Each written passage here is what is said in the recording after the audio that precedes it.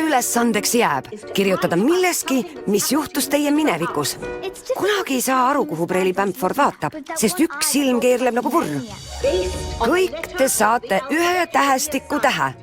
Minu täht on õ, nagu õnnelik.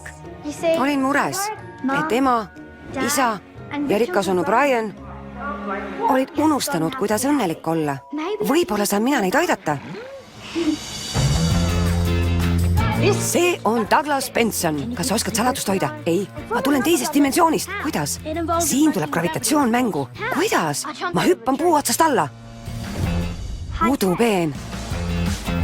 Kui sina võid teise dimensiooni minna, siis on pere päästmine käkitegu. Tema asemel teeksin imet. Rikas onu Brian! Kullake!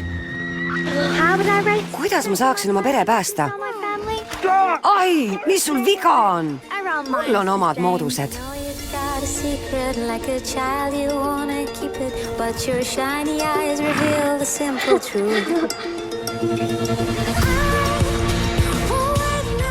Kas sa tahad meist lahti öelda? Jah? Ei. Õnn. Võtab aega. Kuid see ei tähenda, et ma ei või seemet mulda panna. Nagu õnnelik.